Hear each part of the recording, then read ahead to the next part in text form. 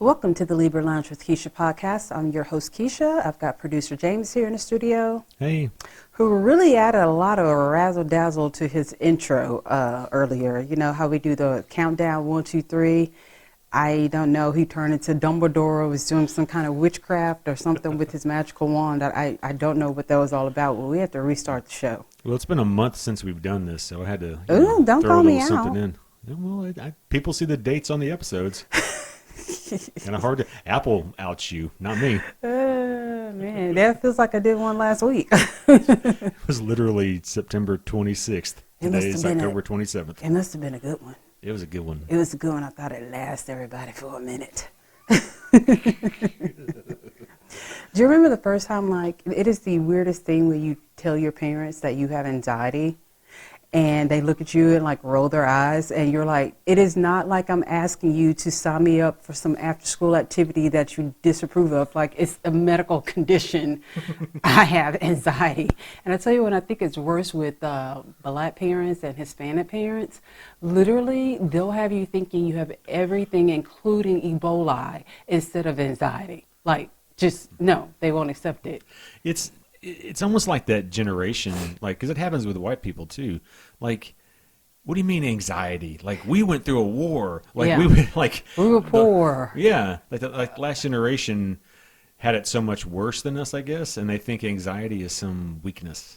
I mean, we've lived through some things. So look, we were the children who sat down while a fucking rocket ship blew up in front of us. That we watched on TV. TV in a classroom with each other. Yeah. In elementary school. As opposed to being like in the streets with fire hose and dogs and I mean, people, we've seen some things too, okay? We have.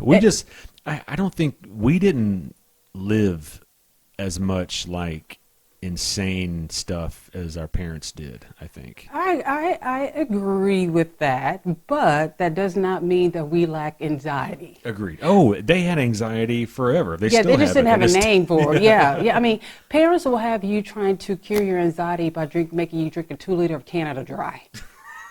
Oh, you're sick? Here's your Canada Dry.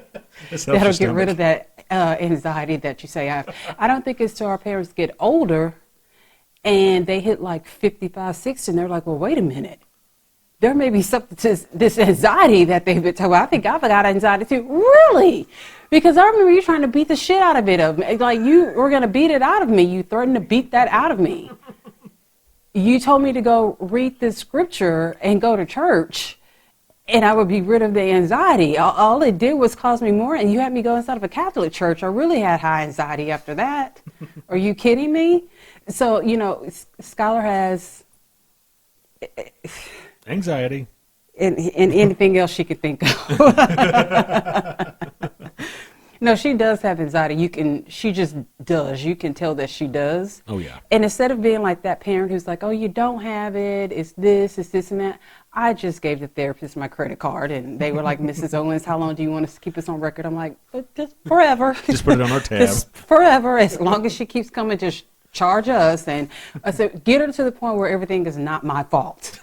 And then maybe I'll just she and I will go half on it. But until then, just it's worth the $200 for her to come home and say, you know what, it really wasn't your fault. Thank you. Thank you. I asked. That's because everything is like, remember what you did. No, I was struggling trying to be a single parent. No, I don't fucking remember. I rolled your eyes at you one time after I handed you a fucking Happy Meal. I don't remember that. I don't recall that. And I want to say, how charmed was your life that you remembered I probably wasn't even rolling my eyes at you when I handed you a Happy Meal. Because it isn't always the most outlandish of situations that she'll say gave her anxiety. And I want to say so many things, I want to say, and she does that. But through my own therapy, I have learned, even though I know this bitch is throwed, I'm not going to tell her right now she's throwed. I'm just going to say, really? Well, I'm sorry I made you feel that way. And then I always end it with, did you schedule your next therapy appointment? So when is your next visit? When is your next therapy? Or how are things going with old Dr. Lee? Like, how, it's a weird thing. Like, he is a pediatrician therapist. But she's 23. Well, she's pretty fucking childish at times. And I'm like, when are you going to age out of seeing Dr. Lee? She's like, I don't know. I said, I really thought it stopped at 18. Because I was like, great, we're going to have to find another person. But she's like, no, I still see Dr. Lee. I'm like, well, Dr. Lee may need to change the signage on his, or maybe he has. I haven't been there in so long, but I'm like. Since she was a child. Since she was a child. And here she is, she'll be 24 next year. She's still seeing Dr. Lee. Hey, it's working. Yeah, whatever works. Yeah. I don't care if Dr. Lee flees the country. We will virtual. We can do everything virtual. If you are a friend of the Libra Lounge with Keisha, which I hope that you are, it is time for the gab.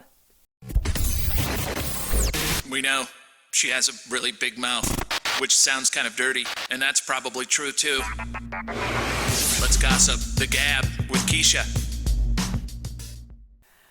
I tell you what, you cannot keep a good hoe down. You cannot keep a good hoe down. And Kim Zolciak is the epitome of never keeping a hoe down. This bitch just won't go anywhere. I think at the end of the world it's going to be rats, cockroaches, and Kim Zolciak and her wigs. Like, they won't stop. Now I tell you what, she probably could teach a class because she knows how to get a millionaire. Seems like it. I just never thought a white woman with a wig could catch so many millionaires, but apparently I was wrong. So she's now not marrying, but she is dating a married millionaire by another one. How do we know he's married, and how does his wife not know he's dating Kim Zolciak? Well, shall I continue on? Oh yeah, please. Okay. Yeah, please. This is always just fucking insane to me. Yeah, well, we all know that Kim is the type of hoe that she's not a quiet side chick. She doesn't just sit on the sidelines and clap silently. No. She puts on the fucking cheerleader uniform and then there's a flyer and holds up the boy's name during all the football games. That's who Kim is, okay? So now she's dating millionaire Kyle Muitz, I guess that's how you say his last name, who is now going through a $100 million divorce, all right? Kim, this is to answer your question. Kim was subpoenaed by the soon-to-be ex-wife to share all the communications between her and her husband, including financial dealings, gifts, etc., etc. Because now we know Kim has this brand new rock star townhouse that she's living in. Kim doesn't make enough money to be able to pay monthly bills. Well, even when she did, she didn't pay the monthly bills. That's why she was getting sued by Target and American Express and all of these different places. I mean, she keeps, and I don't know what she does to these men that makes them want to pay all of her bills. I give it everything I got, and James still will slam a desk talking about, I got to pay your credit card bill. Can you give me that code off your phone so I can pay your credit card bill? It's like, God, just don't pay it. Like, if it's got to be like that, just don't pay it. That's the Kim Zolciak way. That's not the way we're going to live. No, I think she does something extra special. I think she sucks dicks underwater or something like that and upside down and turns cartwheels. And I'm married and I see him roll his eyes at me when it's like, here goes all your stuff I got to pay for. I mean, do you admit you're like that sometimes? Sometimes, but I mean, here's the thing. Like, you're not trying to win me. Like, well, no, what I mean it is? Wow. Okay. This is going to be fun. I don't know about to switch up the game here. No, like, we're together. We love each other. You're not trying to snag me and snag my stuff. Where I think Kim only knows how to snag men and snag their stuff. Well, I think I like how Kim does it because. Do you really? Look, when you really break it down, do you really like how she does it? Because at the end of every one of these has been some horrible, rough time, embarrassment, shame, and brokenness. You think she's doing it right? But the way she bounces back bigger and better than ever. So that's what's going on right now. So Petty Boots, Corey Bierman, who is her, I don't even know if they're exes or not. I don't know if the divorce was ever finalized. I heard that it was, I heard that it wasn't. I think now it actually is finalized. Like, they have separated everything. They live separate lives, this, and that. So Croy because he's not busy enough working a regular job and taking care of all the kids, he contacted Kyle's estranged wife, Jillian. Ooh. And he said, I want you to know that Kim is going to drain all of Kyle's money, which to me, being the soon-to-be ex-wife, well, that's still my money. I don't need my money drained. So what else she got? He says she's a narcissist. She has a gambling problem and isn't present for our kids. Now, here's the messed up thing, that we have all have evidence of all of this from television, that we know she's a gambler. We know she's narcissistic. She doesn't take care of her kids. She doesn't pay her bills. I mean, nothing that I don't think she could say, hey, I'm going to sue you for saying these damaging things about me. Oh, no, he's not lying, and he's not, I mean, no, he has firsthand knowledge of all of this. So this is not slander. This is not libel. This is someone who knows the truth, telling the truth. And then all he would have to do is send up a bat signal for all the people who've watched all the seasons of The Real Housewives of Atlanta and don't be tardy. And we were all, he kind of, no, he's not kind of right. What was the he bat, right. What would the bat signal for Kim be? Would it just a big wig in the sky? sky? Big wig in the sky. Exactly. And then everybody know, okay, Corey needs us, everybody. Corey needs us. We don't know what Kim has done, but we may have to testify in court. We may have to go protest. Not exactly. Is there another custody problem? Do we need to? Everyone have their evidence binders with them. Like we all. And here's the thing: you like Kim, but then you don't like Kim. Like watching her on TV is funny and hilarious and fascinating, but like in real life, I would never want to know a person like him. No. Well, first of all, she tried to steal my money. Well, yeah. And even though I don't even have any, I think she would be a completely bad influence. I think she'd be a terrible friend for you. Like the way that, you've known people who are leeches like that, like emotional leeches. Yeah. I think she can't be anything else but an emotional leech. Yeah, I think you'd be like, Keisha, why is there a brand new Range Rover in our driveway and you're test driving it? Mm-hmm. Why are you behind the wheel? Well, Kim said, if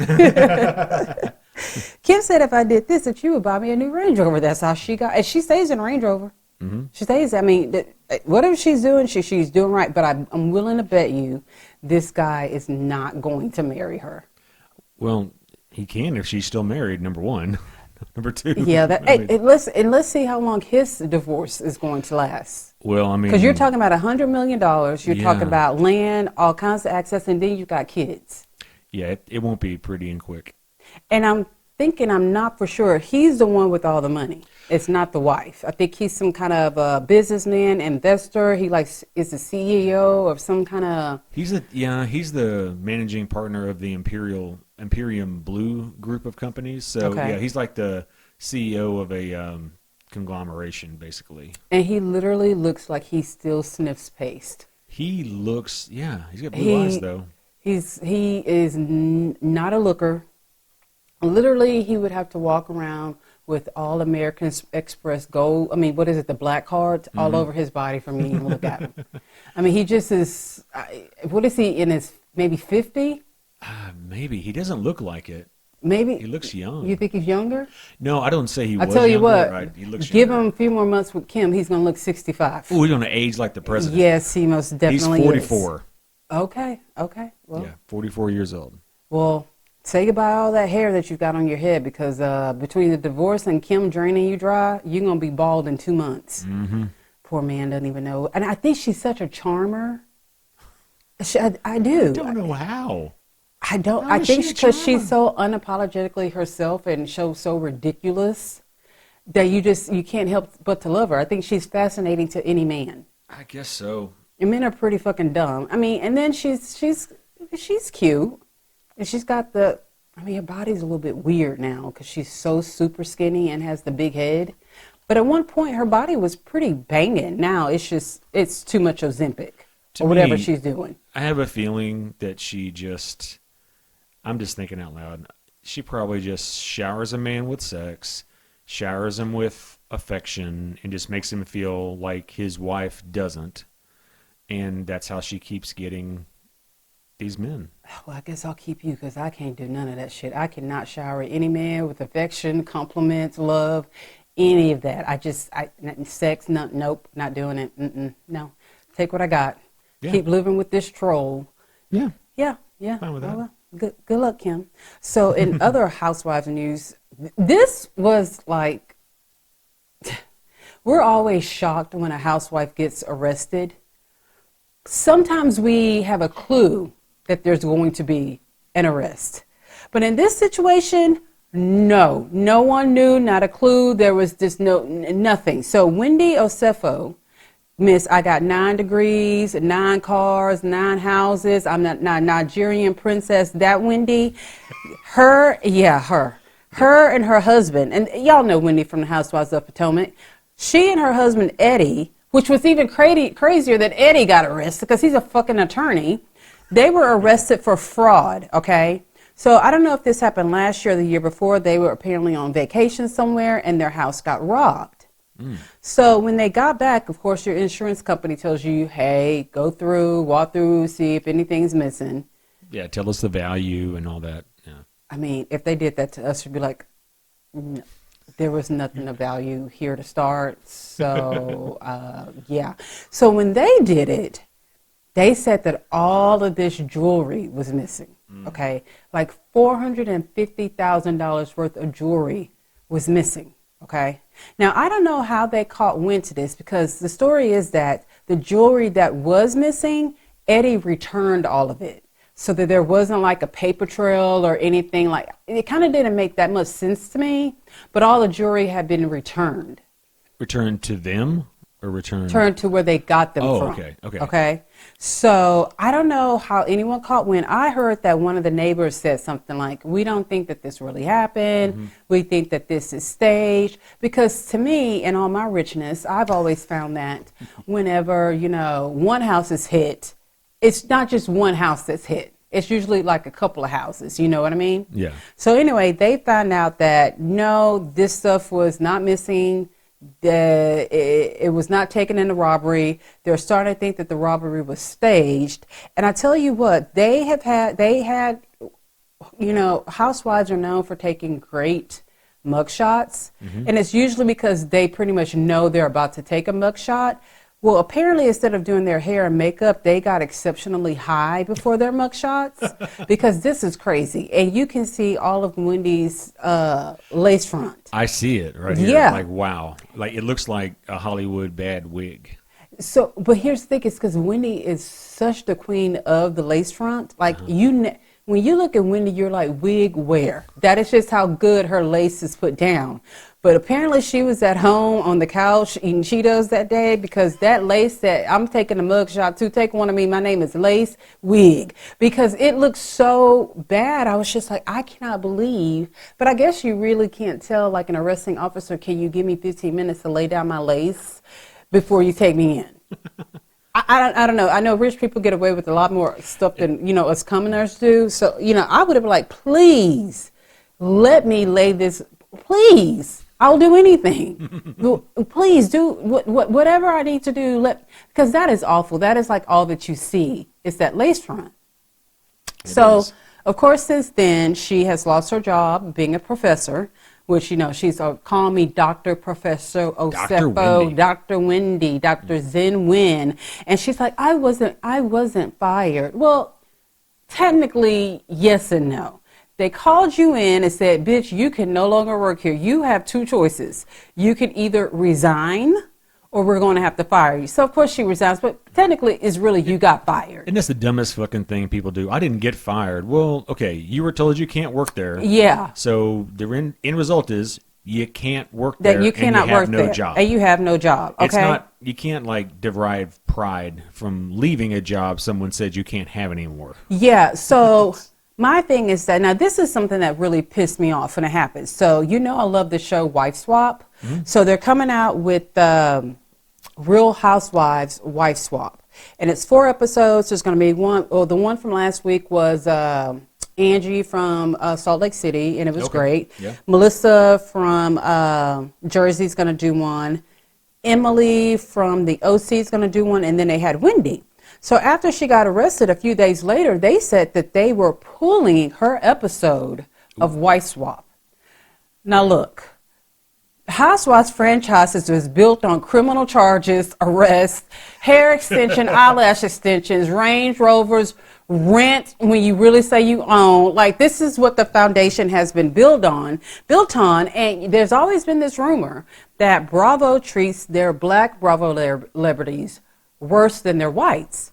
Because to me, Teresa got arrested. She was found guilty. She was arrested. She went to prison. They had a Teresa special. They had Teresa Comes Home. They did a special with just Joe and her girls, like, having conversations with Teresa. You've had, let me see, Erica Jane. She was in a lot of legal trouble. Tons of them. Jen Shaw was arrested for defrauding old people. All of her episodes are still available to watch. Like, why are you pulling her show? She's just been arrested, and in the grand scheme of things, she's on the lower part of charges when you're talking about the housewives. She's also on the lower end of value when it comes to personality assets. Yes, when you think of housewives, you don't think of Wendy. That's the thing. And Right. that's when people talk about them getting treated differently. Yeah, you treat the star quarterback different than you do the kicker. Well, they treated Nene Leakes a lot different too, as well. As she was a quarterback, the linebacker, head cheerleader, PTO mom, homecoming queen, prom queen of Bravo. But she did that to herself. She did. Hers wasn't legal troubles and arrests Right, and things like right. that. She did that because she was hard to work with. Yeah. Right. So I was really upset by this. I'm like, okay, look, she's been arrested. She could or not be in some kind of, she's in legal trouble, but she's not been tried. She's not been found guilty of anything. Why the fuck are you pulling her episode? And I'm like, I really want to see her episode. So I think there was so much pushback. And here again, no one wants to be labeled racist, even if you are racist.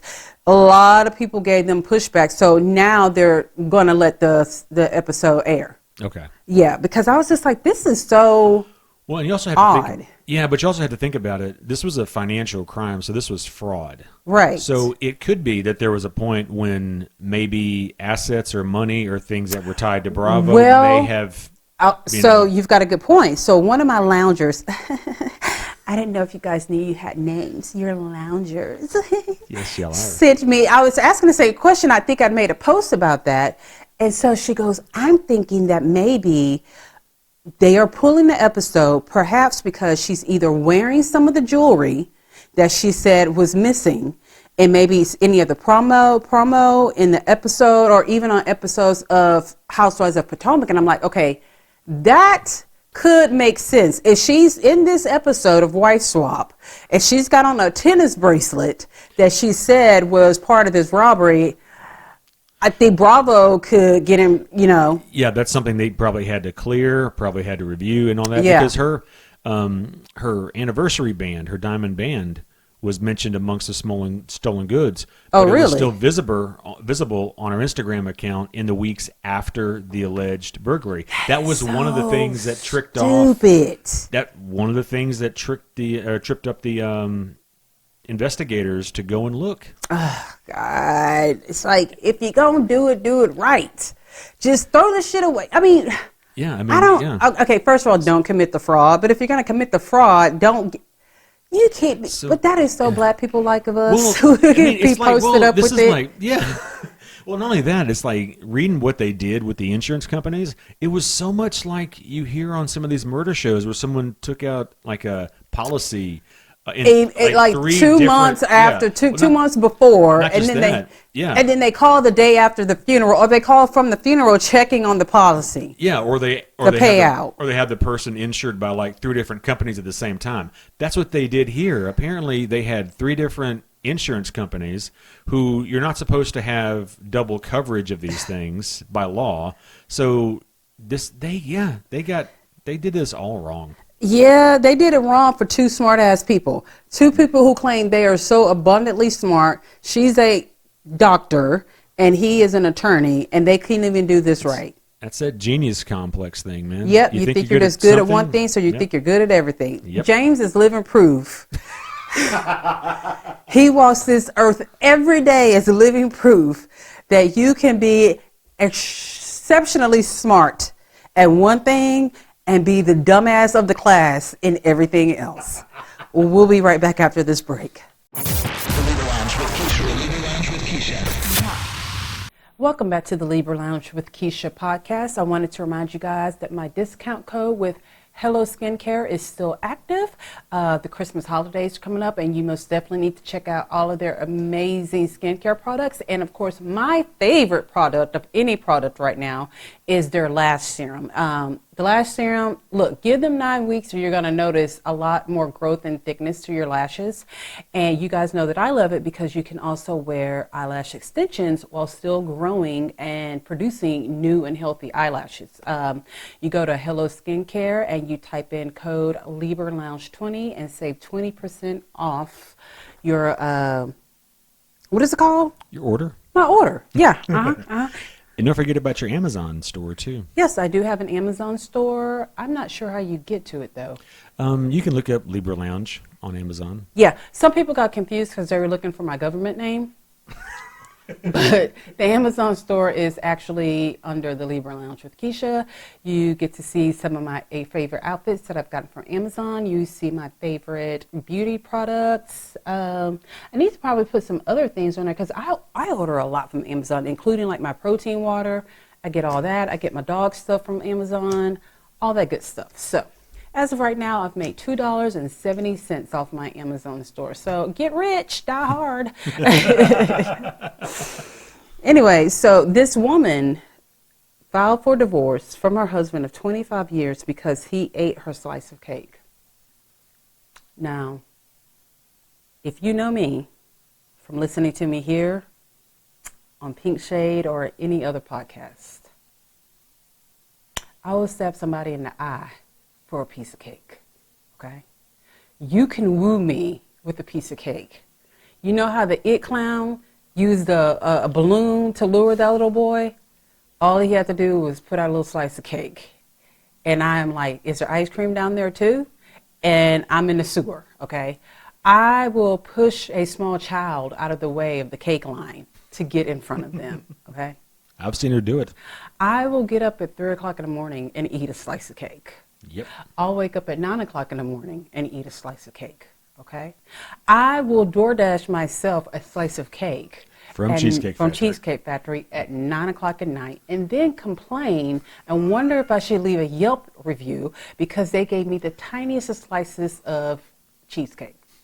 I'm like, it's the end of the night. Give me the half. I know there's half left. Just send it to me. You didn't sell all of it. Oh, yes. So just send it to me. Like, usually when you go to a restaurant at the end of the night, they're like, oh, we threw in extra fries or we threw in extra chicken nuggets because we're getting ready to close. I'm like, what's up with that? Like, I love cake so much that sometimes I have to deny myself cake because I can't just have a slice of cake. I need to have half the cake. I don't like it when there's cake around and I see other people eating from my cake because when there's a cake in the house, I assume the cake is for me. So I think we've explained my love for cake. So with this being said, if there's one piece of cake left and I think that it is mine, and the man who I currently live with eats that piece of cake, we're not 25 years in. I still got to make sure I get half of that pension. I got a few more years to go. I need to make sure I get half of that pension. Till you're fully vested. I got a few more years till I can get the full investment. I'm not there yet. But I know not to touch your goddamn cake. Well, you can risk getting stabbed in the hand. Like, that would piss me off or I wouldn't talk to you for a day. I know. But I have a feeling, I didn't read this whole article, but I could tell you exactly what it was. This woman had had enough of this sorry-ass, gluttonous man in her life. Gluttonous. Okay? He has probably cheated on her. He probably is lazy. He probably has made bad investments. He is probably not a good father. She probably has to clean up after him all the time. He does not compliment her. He does not try to hold her hand in public. He forgets her birthday. He forgets their anniversary. Not that I bet this was an anniversary cake. She was like, she knew she was tired of him. You know what I mean? You know when you're just tired of a person, but you just keep just dealing with it because, you're just used to it. Yeah. But every day when you wake up, you're really like, here's another day with this motherfucker. And then that motherfucker does motherfucker does one thing. And he did it when he ate that slice of cake. That And she was like, was that the is straw. all that I needed. That was it. Yeah, That's that the was last all that motherfucking I thing needed. you're gonna do Thank to me. you. I hope you choke on that slice of cake. But I'm about to gives you divorce diabetes. your ass. Yeah, this is a woman. I mean, I don't even have to read the article. I can tell you that is exactly what it is. It wasn't the cake. The cake is what just broke the camel's back. Okay? Literally. But she had been tired of him. Okay? Been tired of this man. And here's the thing. Men never know. Men never know when we are just sick of their ought asses. to know, but you're right. Yeah. That's why it always seems like a surprise to us. Yeah, it is. Like, What? don't. You're leaving me over cake? No, here's I know I had 2 kids on you. You're leaving me? Huh? Fuck them kids. Oh, not what? You're leaving me because of cheating on you? Oh, you're leaving me because I invested all of our retirement in, I don't know, cotton candy cake, which I think is the stupidest thing ever, is cotton candy cake. Then they have it now. It's like it's just layers of cotton candy. Like something stupid. And the men are always in complete and total shock. Like they had zero clue that this was, and I bet he's still sitting there probably talking to that last bite of cake saying, where did I go wrong? What's wrong with her? What did I do? Yeah, standing there just looking like Boo-Boo the Fool, and you just been acting up for years.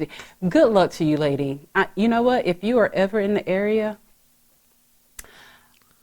I will buy you a slice of cake. I'm going to buy me a slice of cake too. But, like, we're not going to share a slice because I heard you. I don't know, between the 2 of us, I feel like a fight would break out if we tried to, share a slice of cake. You know what I mean? So the New York Times released their list of 100 best movies of the 21st century. Okay. I'm only going to tell you guys the top 10, okay? Because, like, no one wants to hear me fumble through 100 movie titles, all right? So this is where they start. This is from 1 to 100. And I know. I see you making the face. So I'm going to read these, and I'm going to start with their number 1, the best movie of the 21st century, according to the New York Times. Parasite. Now, don't get me wrong. Parasite is an exceptionally well-written, directed, and acted movie, okay? It keeps surprising you, all right? And then at the end, you figure out, okay, this is the title of the movie. It's an excellent movie. Have I ever watched it again? No. Number 2, Mulholland Drive. Everyone who has watched this movie, finish watching it thinking they had a fucking fever dream. Because you don't know what the hell it was about. You don't know if it was a dream, if it was reality. It makes you question all these things. And at the end of the day, all you remember is the hot lesbian sex that was in it. Yeah, it's a David Lynch film, so it's going to be weird. And it's, like, old. Too. 2001. Yeah. Pretty old. I guess it's 21st century, I guess, starts in 2000. Okay, There Will Be Blood. Never even heard of it. Never? No. Daniel Day-Lewis? Now, that's one I could see that one being on the top 10. It is incredible. It's Daniel Day-Lewis. It's going to be amazing. Okay. Well, but I'm surprised that one and not Lincoln out of the 2. But okay. So we got 1, 2, 3, 4. In the Mood for Love. Never heard of it. It's a Chinese film, I think. Okay. No, yeah, made in Hong Kong. Okay. Moonlight. Never I think heard that's of an African-based movie. Yeah, it is. Yeah, it's based off the play In Moonlight, Black Boys Look Blue. Racist. No, that's the name of the play. I know, that's what I'm saying. I'm like, God, just say the little boy blue black. Why you got to say he's blue underneath the moon? It looks like, it's got a few different stories or a couple different stories in it. Okay.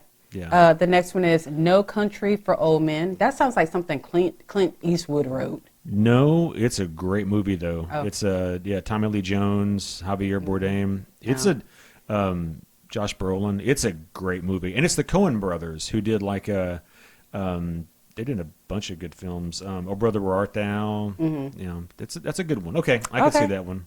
Eternal Sunshine of the Spotless Mind. That's the Jim Carrey one where he gets his mind erased. Okay. I don't know. Okay. I don't know. Get Out. Okay. Yeah. Okay. Okay. Go ahead. Because I got feelings. Have you ever noticed that Get Out is on so many best film lists? Okay. Get Out being on a great film list is why people saying, hey, we mentioned y'all, so y'all can't say we didn't add y'all to the group.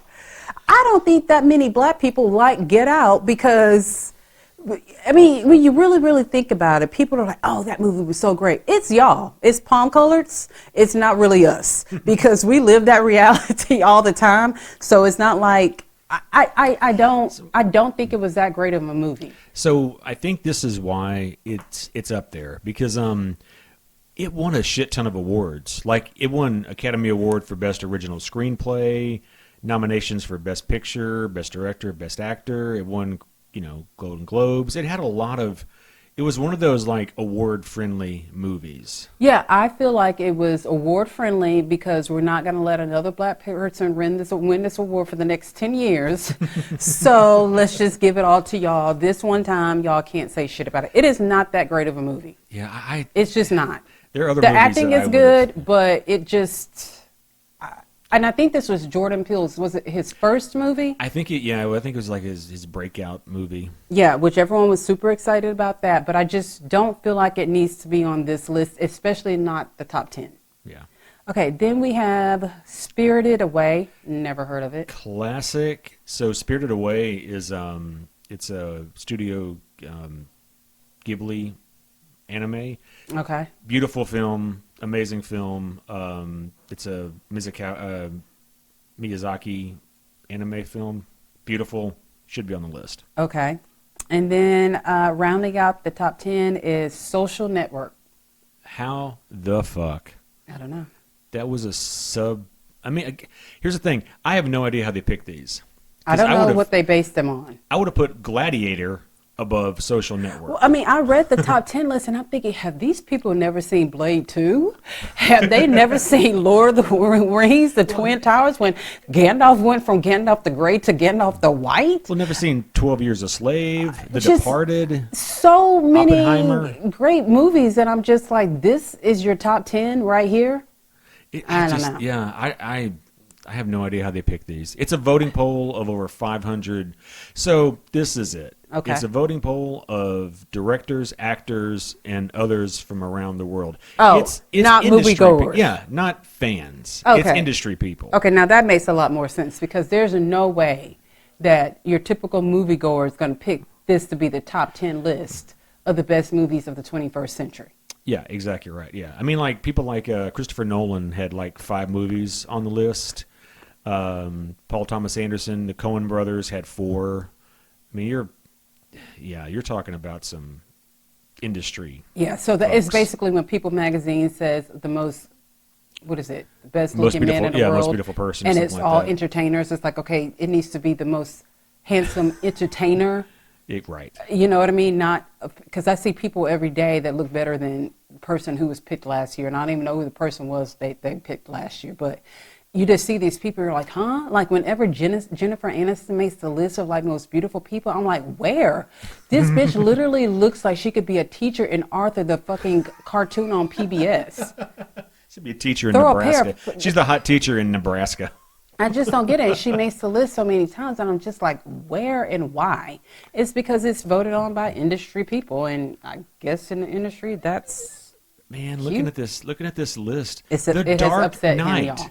The Dark Knight, one of the greatest and most profitable movies of all time in the superhero genre, is 28th, behind the Royal Tenenbaums. I mean, but this, I don't get it. I like what I like. I like what I like too. You know. Nope. I mean, Borat is on the list. Who is? Borat. Oh, God. Well, so is Pan's Labyrinth. Okay, now, that one I can fuck with a little bit. I mean, there's great movies on this list, but, I mean... And I think that Pan's Labyrinth should be more on a top 10 list than Mulholland Drive. Yeah, it's... I don't get it. Don't know. Interesting. So, I don't know if you guys know this or not, but My 600-Pound Life, Dr. Now and Dr. Pimple Popper all switched networks, and they're now on Lifetime. Okay, you may not know that because they continue to play so many of the old episodes, like they'll do a marathon. But no, people are like, what happened to Dr. Now? I'm like, look, they moved networks. I'm not sure why, but I will say this, that the new quote unquote My 600-Pound Life is not the same on Lifetime. Like, you don't even get to see Dr. Now all that much, and it's a lot of it is filmed like diary style. Like, we don't even get to see them really go into the office. We don't get to see the nurse who never smiles, still call their name and weigh them in or anything like that. Like, Dr. Now is not the main character. Like, we see him do the surgery, but he doesn't give anyone a hard time. It's like they tried to, I bet they offered him more money. And that maybe that cut into production costs or quality. Maybe, and they told him to maybe tame down like some of the insults. I mean, they're insults, but they're spot on. I mean, you need it. Look, if you're talking to a person that weighs 1,000 pounds, I mean, you don't need to sugarcoat shit because they've had enough sugar in their life anyway. So you might as well just tell the truth. Their fucking shoes are sugarcoated. Yeah, you don't need to sugarcoat anything with them. They need the hard honest truth. So I was not a fan of it. I watched a couple episodes of it. As big of a fan as I am of Dr. Now, I had zero appreciation for the new show. I'd rather watch all the other seasons, okay? But what they have done is they have given Dr. Proctor, who did have a season of his own show. You know, Dr. Proctor, he did like 1,000-Pound Best Friends. He did their surgeries. He originally worked with the 1,000-Pound Sisters. Actually, Dr. Proctor, he did Amy's surgery, but he dropped Tammy as a client, okay? Then that's when they went over to Dr. Smith. So he has a show that's called Dangerously Obese. Let me see, the first season, some of it was filmed during COVID, so it's been a minute since season 1. But now he's got season 2, and you could tell they have really amped it up a little bit. It's still not Dr. Now, but then again, Dr. Proctor, pretty nice on the eye, you know what I mean? So it's kind of in the style of My 600-Pound Life, but it just doesn't have that everyone's too nice. I don't like it when things are too nice.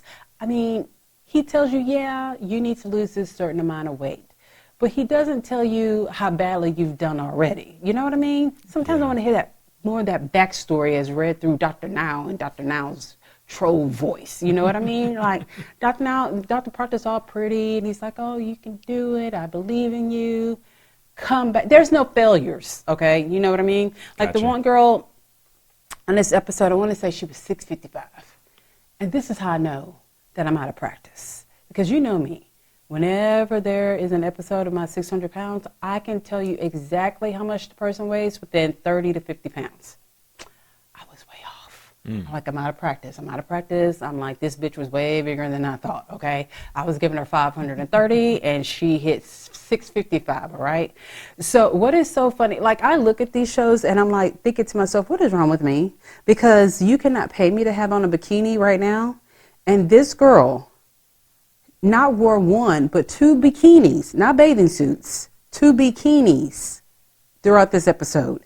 She had one at 655, and then she had one at 520. And to me, I'm just like, did she make them at home? Where do you buy those from? And then then my mind starts playing tricks. I'm like, she don't look that bad.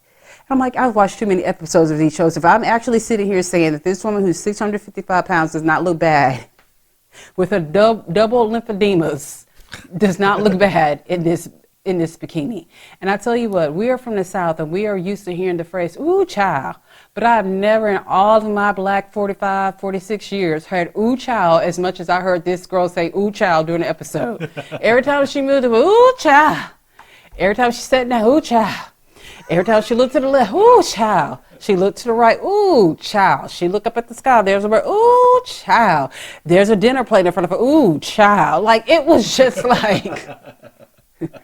I'm like, is there actually a child in the room that she keeps like saying look at? Because why does she keep saying ooh, child? And here it was again. The girl, she gained 17 pounds. The doctor never knew about it because she had to go to like a horse farm or something like, I don't know. It was something for animals. It was a vet's office. A vet's, well, it cannot be a regular vet. It has to be a country vet that does like livestock. No, because. But she stood on an indoor scale. It's just, they just happen to have a heavy scale. Really? Yeah. Because remember, I watched that part with you. It was at a vet's office. Yeah, but I thought it was like a country farmer kind of vet. Because for like a livestock.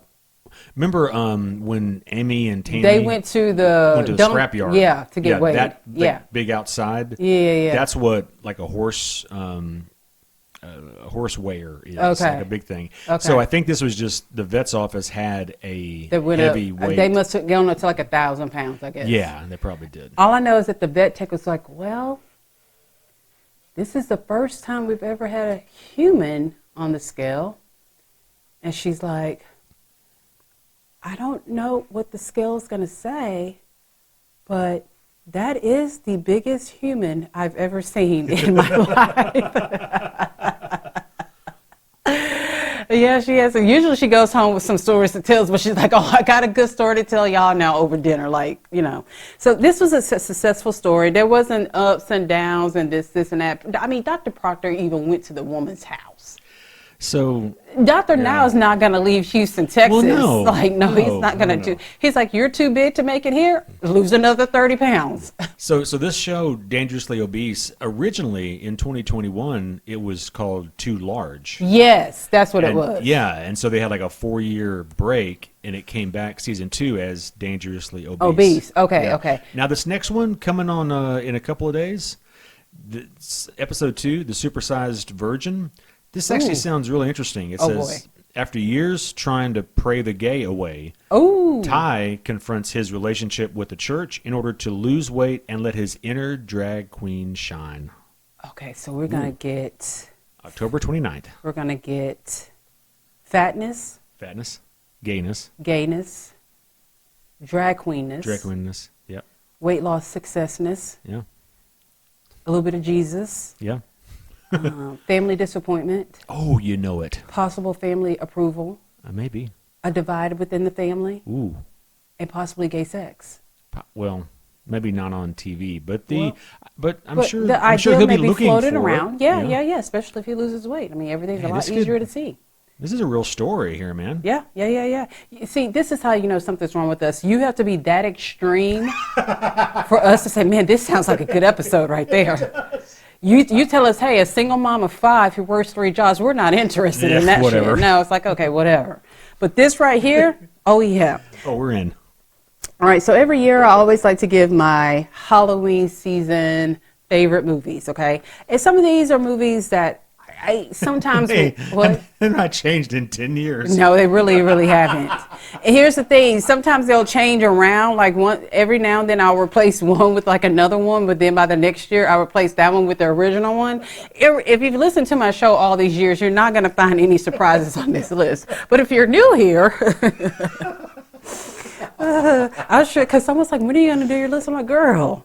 just listen to last year's. The list ain't changed. Actually, after like I got so many messages about that, I'm like, well, maybe I should add has a little glitter on it and switch one up or something like. Otherwise, we are on episode 199. So every October, I give you guys the same exact list. Yep, and let's read the first one. Jeepers Creepers. If you know me, you know my number one Halloween movie is going to always be Jeepers Creepers. Until they create something that is better than the Creeper, I don't know what to tell you. It is, but I did add a little dip. I did 1 and 2. We don't fuck with 3, even though there's 3 versions of Jeepers Creepers 3. They're all horrible. I don't even consider them to be part of the franchise. But 1 and 2, oh yeah, that's good classic, good old Jeepers Creepers right there. He got a little thug in him. You know what I'm saying? A little thug. He had his own TikTok page this October. Oh yeah? The Creeper did. No kidding. Yes, he did. Yes, he Wait, did. the actual creeper or like an AI creeper? Or the actor? No, it's actually someone dressed up as a creeper. Oh, okay. Yeah. Ghost Ship. this movie does not get the credit. No, it's not a great movie, but it's a spooky movie, okay? It's an easy watch. There's just not much to it. The storyline is kind of ridiculous. It was like the screenwriter started writing and someone said, hey, we have budget cuts. So he's like, let me wrap it up. That's pretty much how the movie is, but I like it. I don't know why. Okay? Is that the one where everybody's dancing and then like the cable cuts through everyone and like goes in half? right over that little girl's head? Yeah. Which I'm not a very scientific nor math-like person, but even I know how ridiculous that scene is. No, it's not ridiculous at all. Well, it should have cut the little girl. There's no way it would have missed her. Because some people were cut right here. The captain was cut right here in the head. It was kind of like... Yeah, because, I mean, that is a legitimate thing they have to worry about. Like, if you watch Deadliest Catch, they'll talk about, like, whenever, like, wires and ropes and shit are at the end of heavy stuff. Yeah. It falls and it snaps, and, yeah, it could cut you right in half. Oh, that's spooky. Crimson Peak.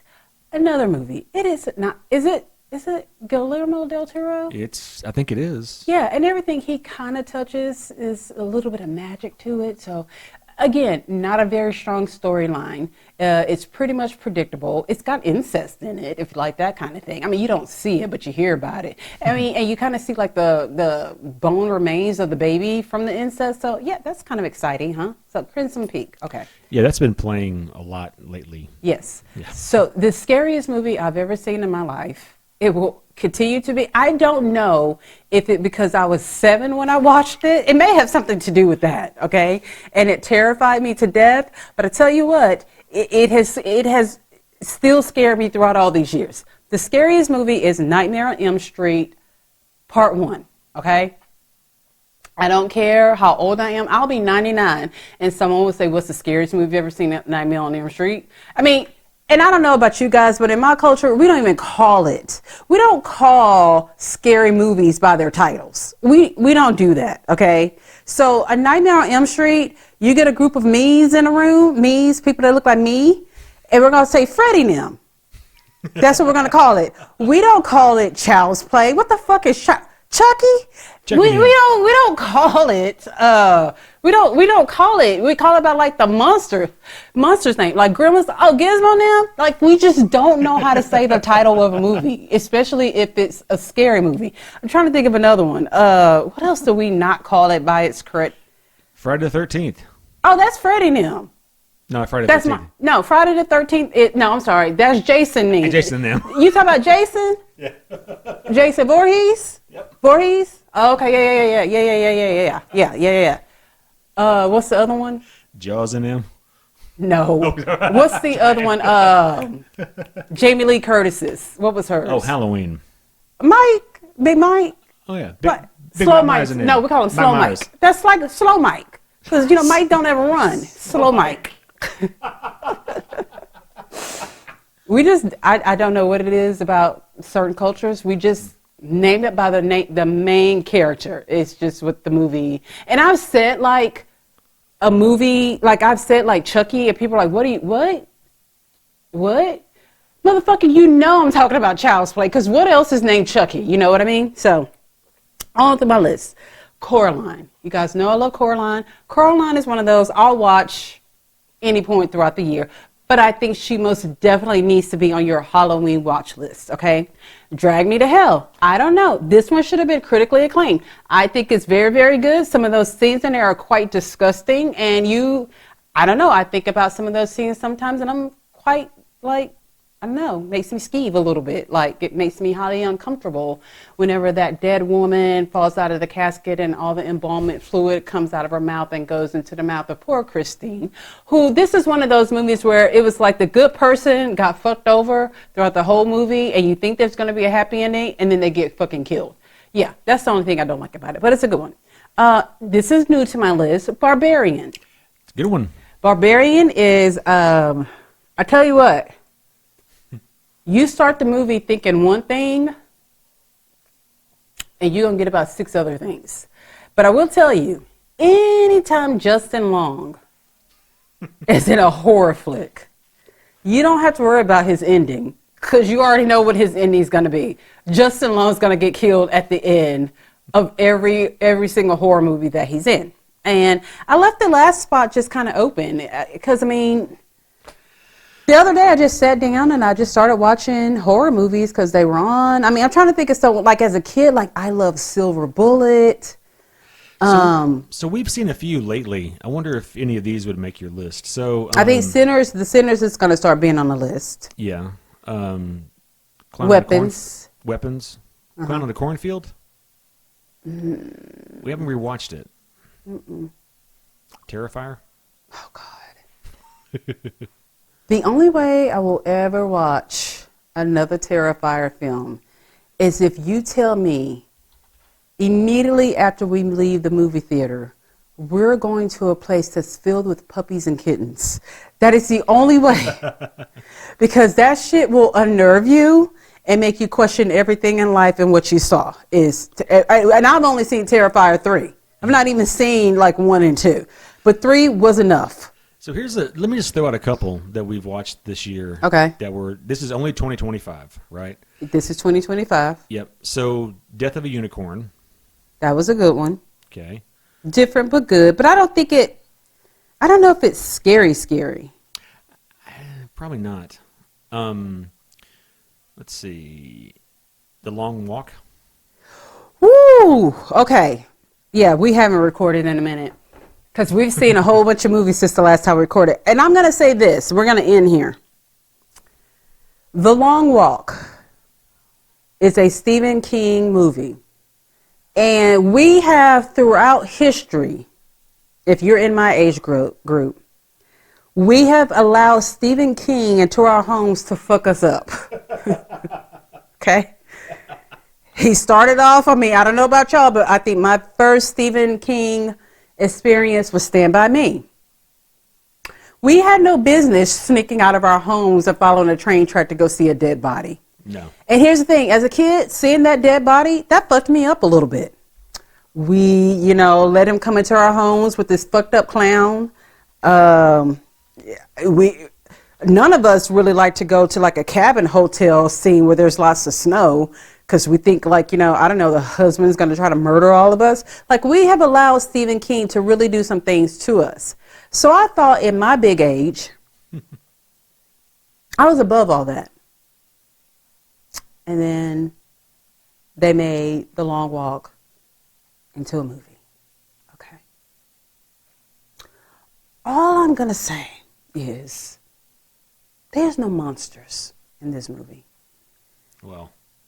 Humankind. Yeah. There's no scary creatures in this movie. But one thing that I've learned that Stephen King can do, he can scare the shit out of you and he can make you fucking fall on the floor cry, okay?